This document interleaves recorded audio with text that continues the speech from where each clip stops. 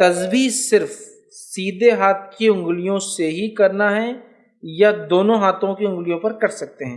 تو دیکھیے تسبیح کے تعلق سے جو آتا ہے، نبی اکرم صلی اللہ علیہ وسلم تسبیح پڑھتے ہیں تو اپنے سیدھے ہاتھ کی انگلیوں پر کاؤنٹ کرتے، یہ پور پر۔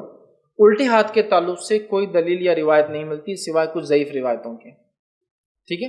تو تسبیح آپ سیدھے ہاتھ کی انگلیوں پر کاؤنٹ کرتے نبی اکرم صلی اللہ علیہ وسلم۔ تو میں بھی کہوں گا کہ الٹا ہاتھ چونکہ روایت ضعیف ہے، اوائڈ کرنا بیٹر ہے، اور صرف سیدھے ہاتھ کے اوپر گنیں۔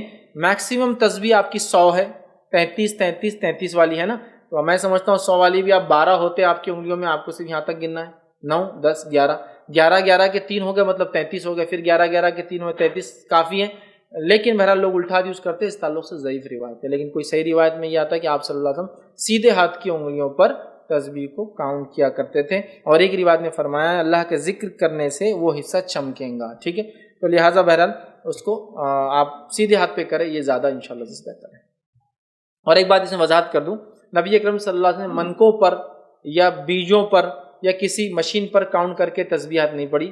بی نیچرل سب سے اچھا ہے، سنت پہ رہیے، قدرتی رہیے، آپ یہ کیجیے، ورنہ بہت سا لوگ من کا لاکھ والی تسبیح، 50,000 والی تسبیح، اور آج کل تو ڈیجیٹل الیکٹرانک کھٹ کھٹ کھٹ کھٹ ڈالتے ہیں، اور اب تو فون میں بھی کچھ لوگ ایسا کرتے بیٹھتے ہیں۔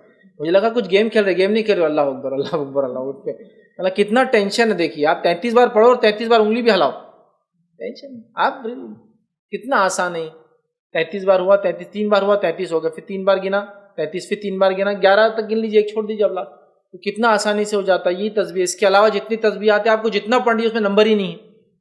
1.25 بار کیوں پڑھتے اب لا الہ الا اللہ؟ زندگی بھر پڑھیے نا۔ 1,25,000 بار یا 1,40,000 کیوں پڑھتے اب لا الہ الا انت سبحانک؟ جب ضرورت پڑے دعا کیا پڑھی، لا الہ الا انت سبحانک انی کنت من الظالمین، ٹھیک ہے؟ لہٰذا تسبیح مت کیجیے، ہاتھ پہ کیجیے، یہ سب سے اچھا اور سنت طریقہ ہے۔